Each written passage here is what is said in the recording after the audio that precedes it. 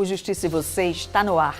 Na edição de hoje você vai saber quais os documentos necessários para que crianças e adolescentes possam viajar com segurança e quando os pais precisam pedir autorização da Justiça para que os filhos possam viajar. E você vai ver também, desacato à autoridade não é mais crime no Brasil, segundo decisão do STJ, e quais as implicações disso na vida do servidor público. Na entrevista, o convidado é o juiz auxiliar da Corregedoria Geral de Justiça do Rio Grande do Norte, Fábio Ataíde. Vamos falar sobre a implantação do sistema eletrônico de execução unificado, que vai dar ao juiz o controle de todos os benefícios penais de quem está preso. Continue conosco, o Justiça e Você volta em instantes. E enquanto isso, fique com o resumo das últimas notícias do Judiciário Norte-Riograndense esta semana. Até já!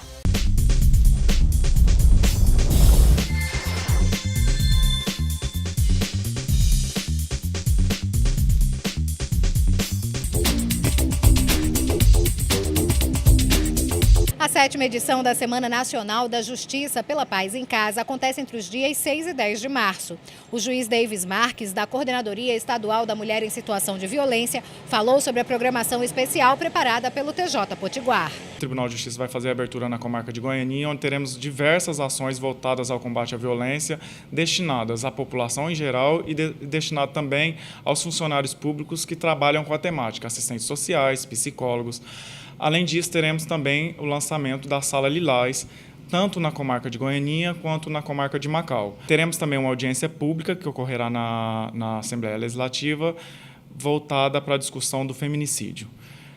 Paralelamente a isso, nós teremos também o lançamento do projeto Medida Protetiva Eletrônica para todas as delegacias e juizados da violência contra a mulher do Estado. Teremos ações voltadas às servidoras do Tribunal de Justiça, no Dia da Mulher. Teremos também o lançamento do Disque 180. Esse lançamento é uma adesão da coordenadoria ao lançamento que é um projeto do Ministério da Justiça. Teremos ainda, paralelamente, todos os dias, priorização em todas as comarcas do Estado dos julgamentos dos processos e realização de audiências de processos com contornos de violência contra a mulher. Essas ações e toda essa programação, a população poderá ter acesso através do telefone 3616-6814 e 6815. O Tribunal de Justiça do Rio Grande do Norte reuniu juízes do Judiciário Estadual para o primeiro encontro dos magistrados do RN. O evento é o primeiro realizado pela atual gestão. O presidente do TJRN, desembargador Expedito Ferreira, reafirmou no discurso de abertura do evento o propósito em fazer uma gestão participativa que priorize a produtividade do judiciário e a valorização dos magistrados e servidores. Nós iremos discutir todas as leis, as resoluções, os projetos que estão sendo implementados durante essa presidência no seu biênio. O projeto Conexão Direta da Corregedoria Geral de Justiça do Rio Grande do Norte chegou a Parnamirim. O objetivo é ouvir a população e todos aqueles ligados ao judiciário para aprimorar as atividades judiciais do TJRN. A audiência pública foi realizada com a presença da Corregedora Geral de Justiça, a desembargadora Zeneide Bezerra, juízes da comarca, servidores e representantes da comunidade local. É dessa população que a gente quer essas sugestões para que a gente possa melhorar esse serviço do judiciário. Então, é um verbo assim, bastante forte, que é o de aproximar, de levar ali naquele local. Dividimos o estado em regiões para que a gente esteja presente a partir da região oeste, onde a gente já passou, fazendo essas audiências correlatas com a correição, né, para que a gente possa realmente ter uns feedbacks da população. Eu acredito que essa gestão, tanto da presidência quanto da corregedoria, tem esse objetivo, de fazer uma melhoria nos sistemas, enfim, incentivar os servidores e para que a gente possa cada vez mais prestar um serviço mais rápido, um serviço melhor à população.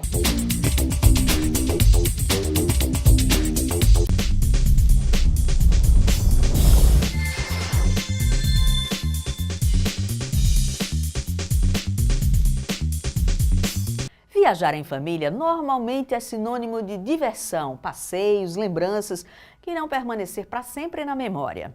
Mas, quando levamos crianças e adolescentes, alguns cuidados são indispensáveis para evitar transtornos ou até mesmo o cancelamento da viagem. Em viagem com crianças, é necessário incluir vários itens na bagagem: lanchinhos, acessórios, brinquedos, aquele travesseirinho especial. No entanto, existe um item que é absolutamente indispensável: a documentação. Sem ela, não é possível sequer fazer o embarque. É por isso que a certidão de nascimento da Vivian é a primeira coisa que a mãe coloca na mala. Sim, eu pego uma pastinha, coloco a certidão dela, meus documentos tudo dentro da mesma pasta, para apresentar aqui no check-in para facilitar na hora do check-in. A documentação necessária para embarcar menores de 18 anos gera dúvida entre os pais e é demanda frequente no juizado especial do aeroporto de Natal. A minha dúvida foi em relação à documentação da Manuela, o que era necessário a gente levar para ela, se bastava, era suficiente a certidão de nascimento, ou então o RG dela, o que era necessário. Eles chegam com muita frequência lá, portando apenas a certidão de nascimento em cópia, o que não é permitido para o embarque, né? Que exige a certidão de nascimento original ou então um documento de identidade. Dependendo da idade, do destino e dos acompanhantes responsáveis, os requerimentos mudam. Em território nacional, as crianças de até 12 anos, acompanhadas de ao menos um dos pais ou irmão de maior idade, não precisam de autorização. Basta o RG ou certidão de nascimento da criança. Crianças acompanhadas de parentes de até 3º grau, como tios ou avós, não precisam de autorização especial para viajar dentro do país, mas é preciso um documento oficial que comprove o parentesco. Ele pode viajar somente com a avó, a criança no caso, desde que ele apresente no balcão de check-in a certidão de nascimento. Já no caso dos tios, aí ele já precisa de uma autorização expressa dos pais, tá? Ou qualquer que seja uma outra pessoa maior de 18 anos, ele precisa que os pais autorizem expressamente, com firma reconhecida em cartório, que aquela criança viaje na companhia de um maior de 18 anos. Se não há parentesco de até 3º grau entre o responsável e a criança, é necessário que um dos pais redija uma autorização de viagem reconhecida em cartório. Ela deve ser apresentada na hora do embarque junto com os documentos de identidade do menor e do acompanhante. Em viagens internacionais, menores de 18 anos, mesmo acompanhados da mãe e do pai, precisam levar um documento de identidade que comprove a filiação. O novo modelo de passaporte não traz informações de parentesco. Se a viagem for com apenas um dos pais ou responsável, aquele que não acompanhar deve emitir uma autorização de viagem com firma autenticada em cartório. E para viagens com outro maior de 18 anos ou desacompanhado, é necessária a autorização de ambos os pais, também autenticada em cartório. A autorização judicial só será necessária em 2 situações: quando a criança embarcar sozinha em um voo doméstico ou em viagens internacionais, quando um dos pais não autorizar por escrito o embarque. Se ele for ausente, ou então se o pai viajou com o filho na frente e a mãe ficou aqui, né, e esqueceu de fazer a autorização ou vice-versa, aí você vai buscar o Poder Judiciário para suprir a ausência daquela autorização que ficou faltando, senão a pessoa não consegue embarcar. Na página do Ministério do Turismo, no portal do Governo Federal e também nos sites das principais companhias aéreas, você encontra informações completas sobre a documentação necessária para o embarque de menores de idade.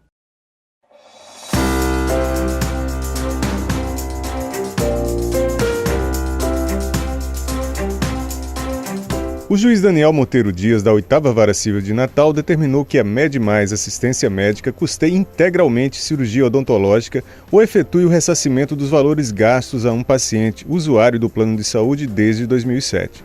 Além disso, o plano de saúde também foi condenado ao pagamento de indenização por danos morais ao cliente. Nos autos, consta que a empresa afirmou ter a obrigação de quitar somente os encargos médicos e negou-se a assumir despesas com o restante da equipe necessária para a realização da cirurgia. Para o magistrado, deixar de custear elementos indispensáveis à realização do procedimento cirúrgico equivale a negar o atendimento médico, obrigação irrecusável para uma operadora de plano de saúde.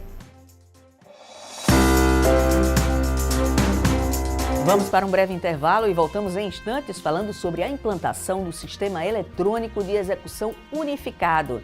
E saiba o que está mudando na lei que prevê o crime de desacato à autoridade. Aproveite a pausa para acessar a página do Tribunal de Justiça Potiguar no Instagram e conferir nossas melhores imagens e as mensagens compartilhadas pelo Judiciário Potiguar. Siga o TJRN no Instagram. Justiça e você, volta já. Desacato à autoridade não pode mais ser considerado crime, porque contraria os tratados internacionais de direitos humanos, a liberdade de expressão e o direito à informação. Este é o entendimento da 5ª Turma do Superior Tribunal de Justiça. Entenda os efeitos desta decisão no dia a dia do cidadão comum. O Superior Tribunal de Justiça, por unanimidade, decidiu abolir a aplicação do crime de desacato à autoridade. O delito é tipificado pelo Código Penal brasileiro. A decisão foi baseada na observação de que o fundamento desse crime iria contra a liberdade de expressão. O crime ele foi inserido no Código Penal ainda no seu início, em 1941. E aí, nessa época, a questão do servidor público era tido, que era a época do coronelismo, era tido como pessoas que realmente tinham uma certa influência política dentro dos municípios, dentro dos estados e até da União. Então isso foi criado para evitar que várias pessoas pudessem até discutir direitos, por assim dizer, porque a palavra do servidor era a última. Até pelo desuso, ele deixou, a letra da lei deixou de ter um fundamento. Até porque o crime de desacato é um crime que a interpretação dela é totalmente subjetiva, desacatar servidor público. Então o servidor público ele pode se sentir desacatado por qualquer coisa, ou não se sentir desacatado. Eu posso ter uma discussão até fervorosa com um servidor público e ele não se sentir desacatado. Eu posso dizer uma palavra e ele achar que eu estou desacatando. Os ministros do STJ entenderam também que a tipificação do crime de desacato é incompatível com a Convenção Interamericana de Direitos Humanos. Entretanto, o relator do processo, o ministro Ribeiro Dantas, alertou que a decisão não significa que exista liberdade para agressões verbais ilimitadas. Quem ofende ou calunia pode sempre ser responsabilizado de outras formas e em outras esferas jurídicas. O advogado acredita que a decisão do STJ é apoiada por grande parte da categoria e traz modernidade ao Código Penal, assim como tem sido em outros momentos da história do país. Eu entendo isso como até uma forma do próprio Código Penal, do direito penal, está sendo atualizado. Né? Nossa legislação é muito casuísta. Acredito eu que com o advento da nova lei do abuso de autoridade, aí pode ser que nesse texto venha realmente a revogação do artigo específico do Código Penal com relação ao desacato. Mesmo considerado ultrapassado pelos operadores do direito, o crime de desacato ainda parece ser bem visto pela população. O senhor acha que o desacato à autoridade, ao servidor público, deve ser ou não crime? Olha, isso é muito relativo. É lógico que a pessoa que está em pleno serviço, né, em atendimento ao público, e por falta de paciência de alguém desacata aquela pessoa que está lhe prestando o serviço, mesmo sendo funcionário público, é uma coisa fora do normal. Eu acredito que sim, porque certas autoridades ela tem uma certa responsabilidade. Então, assim, ela cumpre um dever e se sendo desacatada por estar exercendo sua profissão, o seu dever, eu acho que é uma falta de respeito à educação, então acho que deveria, sim. Muitas vezes as pessoas confundem as determinações das instituições como posicionamentos pessoais dos servidores. E aí, quando elas confundem, elas acabam, de alguma maneira, nos agredindo. Por ser lei, por ter artigo, acho que sim, deve ser crime e deve ter punição. Já para Cleiton Pinho, delegado, servidor público e que se depara constantemente com esse tipo de crime, os casos de desacato muitas vezes trazem poucos subsídios ou argumentos comprobatórios, recursos insuficientes para uma possível judicialização na área penal. Olha, na verdade, a descriminalização dessa conduta, né, que é tipificado como crime de desacato, faz com que o servidor público ele se acautele de mais elementos para que se possa realmente efetuar uma possível aplicação de uma punibilidade, de uma punição. Então, o crime de desacato, geralmente, ele pode ser enquadrado e deve ser enquadrado em outras tipificações, inclusive com mais elementos, para que possa realmente fundamentar um procedimento no Poder Judiciário. Todo mundo sabe que a prisão suspende a liberdade e outros direitos do cidadão, mas preserva algumas garantias fundamentais. E para acompanhar estas garantias, está sendo criado o Sistema Eletrônico de Execução Unificado. Quem explica para a gente como vai funcionar o sistema é o juiz auxiliar da Corregedoria Geral de Justiça aqui do Rio Grande do Norte, Fábio Ataíde. Doutor Fábio, seja bem-vindo ao nosso programa. Obrigado. Doutor Fábio, como vai funcionar esse sistema e quais os reflexos, como ele pode beneficiar para a redução da superpopulação carcerária? O CEU é um sistema desenvolvido pelo CNJ e ele tem como finalidade uma plataforma que decorre de uma exigência legal desde 2013, a exigência de que as varas de execuções montem, né, um modelo eletrônico de mapeamento das execuções, das informações das varas de execução penal. O Rio Grande do Norte deve, né, à sociedade um modelo de gestão do sistema penitenciário. Nós entendemos da Corregedoria que esse modelo o modelo que está implantado não está funcionando adequadamente por falta de questões estruturais, principalmente desde os anos, o início do século, a gente já começou o século com problemas carcerários, nós não conseguimos implantar um modelo de penas alternativas aqui, né? As centrais de penas alternativas no Estado, elas não funcionam adequadamente. Nós não temos centrais de penas alternativas que consigam fazer o monitoramento das penas alternativas adequadamente. Nós sequer, né, há mais de 5 anos, o CNJ determinou a criação de varas. O que impede que um cidadão que cometeu um crime de menor potencial ofensivo possa ficar preso com um homicida, por exemplo? Isso é muito importante. Nós não temos aqui no Estado ainda, desativamos já há alguns anos, as comissões de classificações nas 5 penitenciárias do Estado. O que é a comissão de classificação? A comissão de classificação é uma comissão que é central para a execução penal, né? É uma comissão multidisciplinar que deveria funcionar em toda a unidade prisional para, né, verificar a individualização da pena.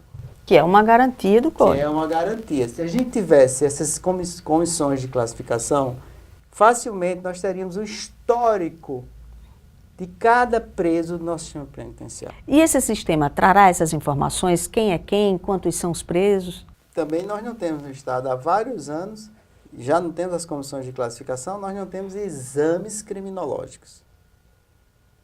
Então, se a gente olhar um sistema de execução penal que não classifica os seus apenados, que não examina os seus apenados, um sistema que historicamente o Estado, isso é uma responsabilidade do Estado, não dá o apoio ao judiciário para a execução das penas alternativas. Um sistema que está deficitário em vagas em cerca de 50%, pelo menos desde 2014. O que a gente precisa, então? Nós precisamos conhecer o preso. Que é essa informação que será trazida com o sistema. Exatamente. Então, essa informação, ela não vai completar o processo de conhecimento do preso, mas ela é a primeira ferramenta que o Estado tem, que é o Sistema Eletrônico de Execução Unificada, para permitir a gestão da informação do preso. Essa gestão da informação é importante para que eu, principalmente, tenha conhecimento quem é a pessoa que está presa, quando ele tem benefícios, quais foram as suas condenações, responda a quais processos, qual é a situação do Estado, onde ele está preso. Se ele já pode ganhar liberdade, de repente. Se ele já pode ganhar liberdade, né?